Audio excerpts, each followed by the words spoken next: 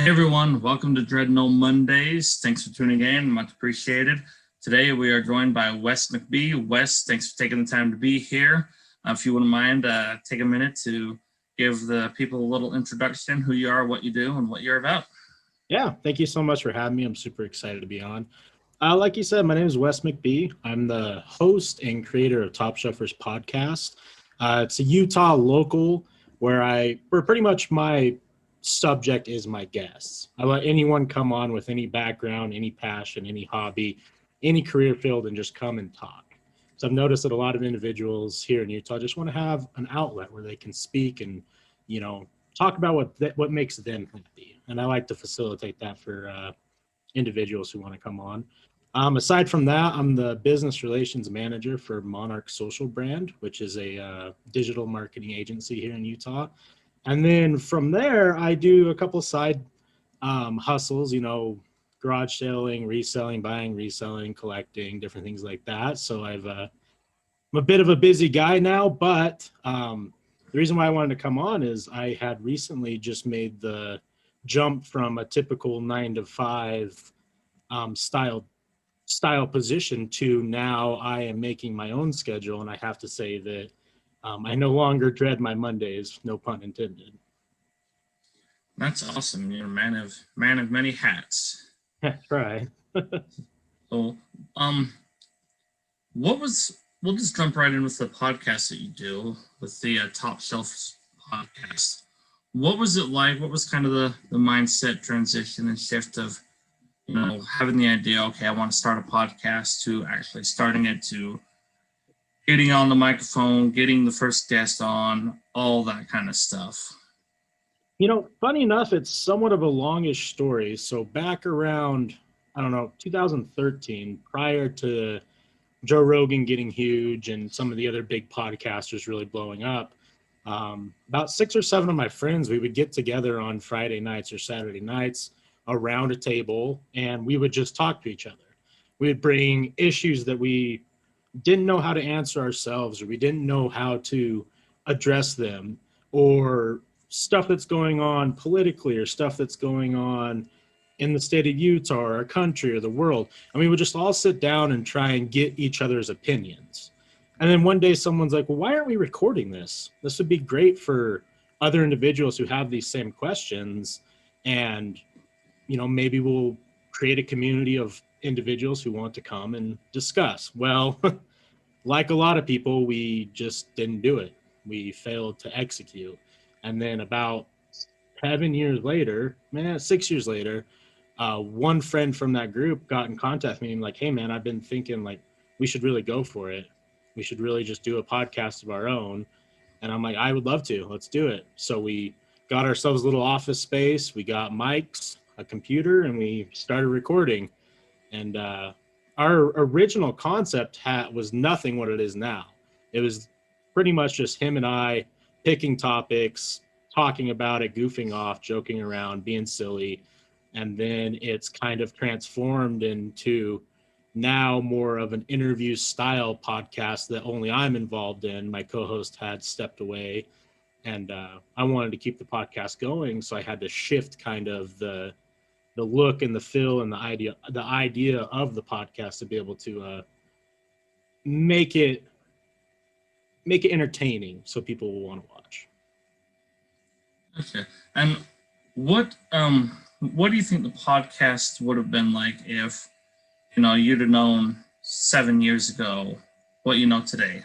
Oh, it vastly different, right? I mean, it's one of those things where you look back and like, man, I really wish I would have pulled the trigger, because now podcasting is one of those things where there's so many podcasts just even in Utah, not only the world now. So being one of those first people who would have started up a podcast, I feel like would have been huge. Any social media that gets started, the people who get on first are usually the ones who do really well, versus when you're doing it when it's in its peak, it's hard to get noticed. I mean, I really think that if myself and my friends would have jumped on it, 6, 7, 8 years ago, could have been a bigger thing than it is now. But hindsight's 2020. Absolutely. Um, I like to saying, the best time to plant a tree was 20 years ago. The second best time is right now. But Exactly. aside from being getting the traction and the likes and um, the networking and the notice, if you will, like you mentioned, what would have been in your mind? Okay, hey, 7 years from now, you're going to change the feel of the podcast. Your co-host is going to step away for various reasons. Blah blah blah, whatever the case is. How would that have affected your approach? Would have still moved forward, or would it have been more harder to start or easier to, what, never mind? You know, I don't know actually. I think that if I would have known that my co-host was going to step away, I think originally I would have done a different idea because it was always my passion, or I guess my dream or vision, to start creating content one way or the other. I like to be able to interact with communities. I like to be able to interact with individuals like yourself and, get to know people that maybe I wouldn't bump into on a regular day-to-day basis. So that's always been in my vision pool of like wanting to create some sort of content. So I think if I would have known that, hey, maybe my co-host would step away, the original idea would have been what it is now, and I could have been focusing on that for the time period I have been, instead of, half of the time's been a different idea and now half of the time this new idea. And that, I think that would have actually put me on a higher trajectory than I am now. Not that I'm doing bad, but when you're focused on one idea instead of two for 3-4 years, I think you'll have a better trajectory. Absolutely, absolutely. And I'm sure there's been experiences, stuff that you wouldn't have learned, or people you've met or known otherwise, because I've run in a couple businesses that I've ended up closing down for various reasons, but the connections I've made and the experiences I've had, I wouldn't trade. I'd still walk through that same path, even if I'd have known, hey, in 5 years this is going to happen. It's still worth going through that for me. Well, that's Absolutely. awesome. Yeah, I mean, I think it definitely does. I think you have to go through some of those lows to really know how awesome the highs are, if that makes sense. The low points of either losing a co-host or having to close down a business, like, they're really difficult. They're really hard to go through. But when you recuperate and you see all those things as lessons and you grow from them, I think that's really what makes us stronger as individuals in the long run. Absolutely. And you can apply that across any aspect in your life too. Yeah. Personal and professional. And I love that. And then you mentioned a minute ago, the mics and stuff. Did you go out and get the top notch, top of the line, the best sounding, the best studio, all that fun stuff when you first started? Oh no, absolutely not. I mean, I live by the motto of, like, if you have an idea, don't hold yourself back by perfection, because no one starts out with the perfect equipment, the perfect voice, the perfect sound, the perfect image, anything like that. No one starts out perfect. Go look at some of your favorite podcasts and go watch their first 10 episodes and see how much they've evolved. Our office space was in a commercial cleaning building, and it was about, I don't know, 8 by 8. So we could cram in a desk and a TV, and that was about it. And our audio was terrible, and our equipment was the cheapest we could find at the time. And I don't regret going that route, because what it did is it showed us what we need to upgrade. It showed us what path we need to look at to learn how to make these things better. How can we make our audio better? What do we need to purchase? What do we need to maybe not worry about? Instead of going out and dropping, $5,000-$10,000 on audio equipment and, different things like that, and then not even using it to its full potential. Absolutely. I love that. And, I like how you pointed out, don't let it stop you because it's not perfect. Whatever that is. Apple, you're constantly getting the update notifications from Apple, and they're a huge company worldwide, and on and on. There's several examples out there of companies that don't have the perfect whatever, or they're always upgrading, or there's some bug with something. So I, I like emphasizing that. You know, start where you are with what you have. You know, you could still go to the gym and get the training done, and we'll compete in that marathon or whatever that is for you, driving a Honda Civic.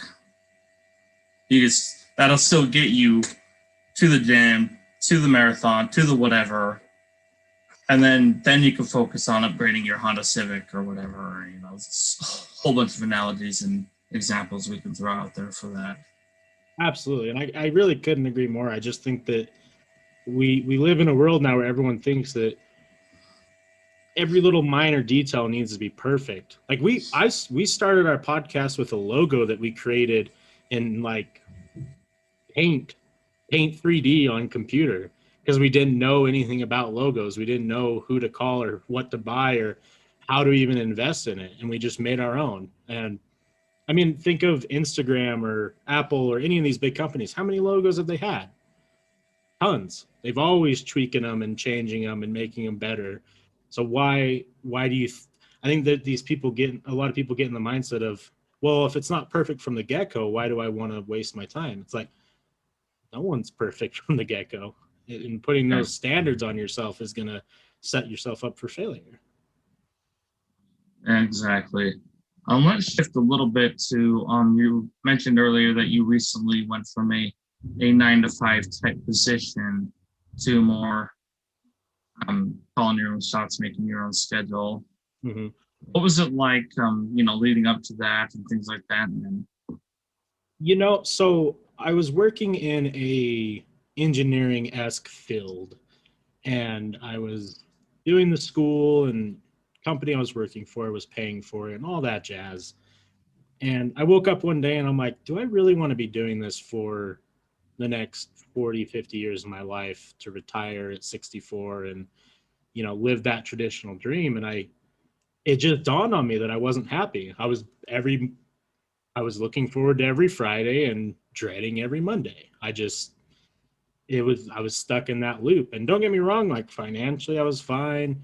Insurance was great, 401k, all that stuff was great. But I wasn't self-fulfilled is the best way to put it. I just didn't feel like this was all I was capable of. And I took a leap.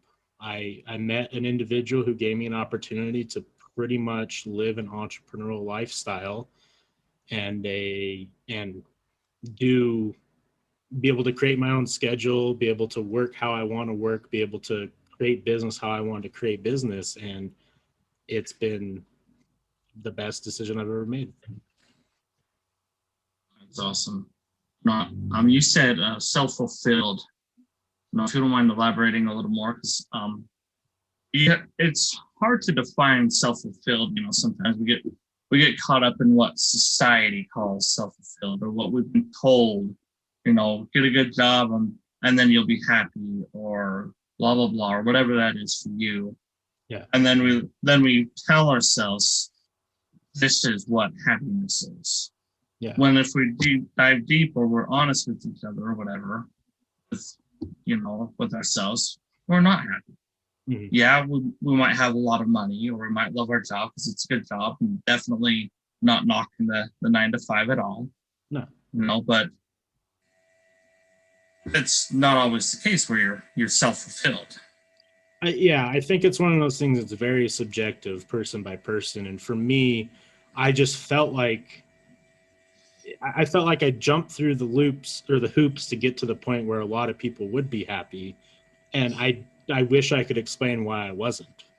I wish I could. It just felt like, not that it was easy by any stretch of the imagination. I wasn't living like a super easy lifestyle, but I just didn't feel like this was it. I didn't feel like that was what was going to bring me the joy or the successful lifestyle that I felt like I could achieve by going a different route. Like I could have, like you said, like could have the money in the bank and driving the nice car or living in a nice house. But part of me was like, well, is that what I want? Or is that what I've been told that I want? And I realized for myself that's what I've been told that I want. And for me, the things that I desire are much different. And it has nothing to do with money. It has to do with, lack of better words, freedom. Being able to, you know, look at my next week's schedule and be like, you know what? I'm going to take the family on a little trip. I don't have to call. I don't have to use PTO. I don't have to arrange for things to be covered. I'm just going to take my family and go do something fun, you know? And that goes for a lot of things, even myself. Like if it's a Thursday and I feel like I'm sick or I'm tired or I don't feel like I need to get up at a specific time to go and make sure I'm on time at work so I don't get written up or whatever that looks like, I have that availability. And I think that those small little things are what is going to bring me the most happiness compared to, I'll just follow the traditional safe route, if that makes sense. And like I said, I think that happiness and, self-fulfillment is subjective, and everyone's is a little bit different, because I know people who would definitely love the position I was in and they would kill for it, but it wasn't for me. Absolutely. It's very, very personal and things like that. And something that I've learned, and, a concept that finally registered in my thick skull after a while, is being able to fulfill that passion and figure out what that passion is. I might not love my job per se, but if I'm focused on that, then yes, I'm going to live for Fridays and hate Mondays. But if your job's okay and you like that or whatever, but you focus on what your passion is, and this job allows me to fulfill that passion or that purpose, then there's definitely some good things about that as well. The job may not be the best, and you may not have the money in the bank and billions of dollars or whatever, but you can be the happiest person on earth over here because this allows you to fulfill that or whatever. Yeah, I couldn't agree more. And that really is what I'm trying to do. Is I feel like you just have to, I feel like there's so many individuals who just hate what they do and they feel like they're trapped. And the reality is, a lot of the time there's lots of opportunities that might make you even slightly more happy. So why not go for them? Why not give it a chance? We only have one time period where we can work, from our 18 to 70s. Why would you want to spend that whole time doing something that doesn't make you happy when you have the potential of finding something that does? And I've heard so many individuals who get into their 50s and 60s and like, man, I wish I would have went to school or chased after that passion, or stuck with that hobby or whatever it is. It's like, well, why not? Why aren't we listening to our elders who are passing that information? We hear it so often, so why not do it? Exactly. And, something I've seen myself and heard from, big, well-known people like Ed Mylett and Grant Cardone is, they know rich people that are miserable and poor people that are happy because they've been able to identify what makes them happy and not what they've been told makes them happy. They've been able to fulfill that passion. They've got rich friends that have hundreds of millions, but they're miserable. Mm-hmm. They're wanting something else. This life isn't fulfilling that happiness. So, and I think a lot of the problem, well, I don't want to say a lot of the problem, but I think, something like social media can kind of cloud our vision as well in certain senses. I talk about this a lot to individuals who feel like they're kind of, going through the same thing I went through. Is, if we get on social media and the only people we're following are the ones who show the perfect side of their life, and then we feel like we're not on par with them because they have the mansions or they have the cars or they have the whatever it is, when in reality we're seeing a snapshot of what their whole life actually is, and they could also be miserable. So I think that another thing that helped me realize that, you know, why I wanted to shift is when I started shifting who I follow on social media. And a lot of people don't really that's not a conversation that's being had a lot, but if you're following people whose lifestyles that you desire that are actually obtainable, it changes your mindset quite a bit. At least for me. Yeah, and you have to be careful because it's easy to fall into the comparative trap. You know, that mansion and nice car might have taken them, 30 years to get, whereas you're just starting out. So don't compare your chapter 2 to the chapter 25. Exactly. And you don't want to compare, oh, they've got this and this and I have this. You could use that as goals. Okay, he's got that, I want to get that. How do I get there? What are the changes and things that I've got to learn and do to get there? So you can use that as a goal, but don't compare. Yeah. And then, like you said, you don't know what's going on behind the scenes of the last 15 years, or, they may be all smiles on the camera, but miserable inside. Yeah, I think that we as a society need to start educating, everyone a little bit more about social media, because I feel like a lot of people are stuck in that comparative mindset where they're like, oh, look at his body, it's perfect, or look at her body, it's perfect, or look at their family or their things, they're all perfect. Like you said, how long did it take them to get there? It doesn't happen overnight. We're seeing the fruits of their labor. It's I talk to a lot of younger individuals who are getting into the workforce and who are, trying to figure out what makes them happy. And I run into that same thing all the time where they're like, well, what about so-and-so? Like they're my age and they're super successful. And I'm like, yeah, but what were they doing when they were 18, 19 compared to what you were doing? Like, you have to realize, like, you're seeing this now. It doesn't mean that they didn't work super hard for what they have, but we're now seeing that successful. I don't know. It's social media is a whole interesting thing, but I think that it definitely needs more education around it. And we can dig back even further, like my parents, were the 401k, pretty good job, 401k, blah, blah, blah, because that's all they knew. Were, somebody that grew up in different circumstances, and, you don't know what their parents taught them and what their interests were. And everybody has a timing of their own, things that click for some people when they're 18 don't click or don't grasp or have interest until someone's 40. Right. So the whole bunch of different factors that can go into play for it, like the example you said, well, he's my age, but he has this and this and this.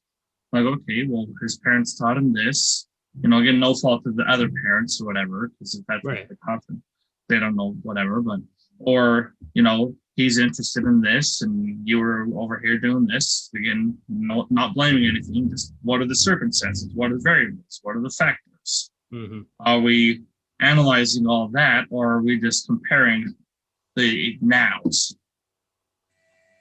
No, I agree. And I think even having that conversation with, kids who are in high school who are about ready to graduate would be super impactful. Because, they grew up now on social media. They grew up seeing these things. They see, peers on the internet who are making tons of money doing very, unusual things.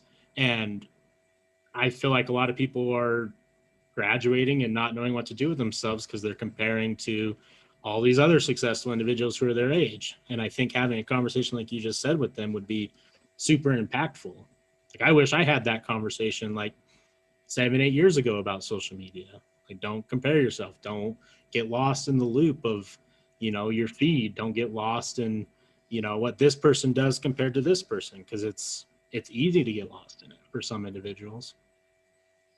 And I like what you said, doing unusual things, because something that I've noticed over the last several years, this is my observation, is people are becoming more entrepreneurial and doing business ventures that seem out of the box. You know, a lot more. You know, they're making businesses of it. You know, flipping things at yard sales. 10 years ago, nobody heard of that. Yeah. You know, that never was a concept for a business, and yet people are making a living doing things like that. You know, and so there's so many opportunities that are out there. You know, you look around, I see that big Pokemon or Pikachu right behind you, and you know, you could find the right buyer and make some good money off of it, or you know, there's a whole bunch of opportunity right behind you. Yeah, it's very.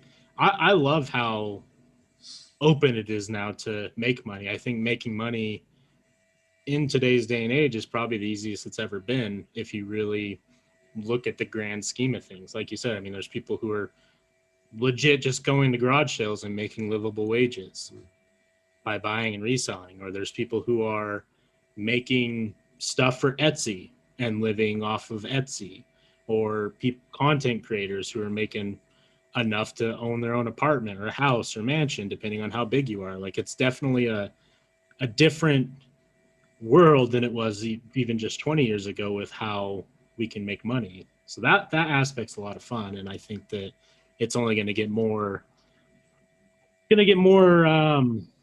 open. I think there's going to be even more opportunities and more interesting things to make your wealth and be able to live happily. Like that, and I think that ties right back into, you know, having that conversation with your peers and mentors and others is, you know, don't compare, but what are your goals? You know, your goal might be to make 20 grand, 30 grand a year and go do this and this and this. And you can go, you know, you don't need a whole lot, but you can go travel all the time. You can go help do community service. You can go do nature walks or whatever. You know, and if that's your goal, don't compare it to somebody's goal that wants a $20 million house. Yeah, and I think too, one thing is not for individuals to feel like they are wrong when they create their goals. I had an interesting conversation, interaction with an individual who I was talking to about kind of goals and financial plans and different things like that. And I told him, like, realistically, my monthly income for me to be at the point that like my dream point is probably much lower than most individuals. And he's like, oh yeah, I mean, I want to be making like 100 grand a month. I'm like, that's great for you, but that's overkill for me. I'm not going to say no, obviously, if I got to that point, but my financial goal was much lower than him. And we had an interesting conversation where I walked away like feeling like he thought I was dumb for wanting such a lower goal. And I'm like, that's just because we differ doesn't mean that my goal is wrong compared to someone else's. And, you know, I've ran into individuals who feel like, oh, well, you know, if I was making 5 grand a month, I'd be super happy. That's not a bad thing. That's not a bad goal to have. But for some reason, there's still that stigma. If it's not like, hey, if you're not making 5-6 figures a month, like, you're not going to be successful. You're not labeled successful. In reality, like, 5 grand for a lot of individuals is life-changing a month. Yeah, and it goes back to what is successful. You know, what it's what we've been told is successful, and there's that need that we have to impress or outdo each other or even ourselves. You know, in a non-productive way. Right. You know, yes, you want to be better than we were yesterday and grow and stuff, but you know, if you're to the point that you're obsessed and not really growing, or it's beating you down and you're miserable, but you know, you want to be the rock star at the Christmas party or whatever. Right. You know, but like you said, your goal and my goal. I've talked to identical twins. You know, born the exact same day within seconds of each other, and they have completely different goals. Right. Some goals are the same, but some are completely different, you know, and neither one is wrong. Yeah. Yeah. And I think that that's maybe the other part of educating we need to start doing for individuals is, you know, don't be afraid to share your goals, and don't feel like, I don't know, don't let others' opinions shake your goals up. Go for what you think is going to make you happy, and you can always adjust later. Being realistic with your goals and being honest with yourself, I think, is the true key to happiness in my eyes. Absolutely, it's your goal. It's not what they think about me goal, or will that be cool goal, or Yeah. will I fit in goal. This is your goal. Yeah. And it could be out of the box. If your goal is to go, I love camping, so my goal is to go camping 7 or 8 times at least this summer. Right. That's one of my goals. Yeah. And it's not a wrong goal. No. If somebody else wants to go drive their Ferrari, or go skydiving, or play some video games, hey, go for it. Yeah, exactly. Couldn't agree Well, more. awesome. Wes, thank you for taking the time to be here. One more question. Where can people find you if they wanted to get in contact with you? Yeah, so if you want to listen to more of what I do, Top Shelfers on all streaming platforms. I do my podcast live on twitch.tv every Friday at 6 p.m. And then I'm Wes Mcbee on social media. If you want to reach out to me individually, or if you want to follow my social media accounts for my podcast, it's Top Shelfers everywhere. Awesome. And we'll post all those in the description as well. Again, Wes, thank you for taking the time to be here. Really appreciate it. And everyone tuning in, thank you for taking the time. Please feel free to reach out to us and let us know how we can help you. Dread no Mondays.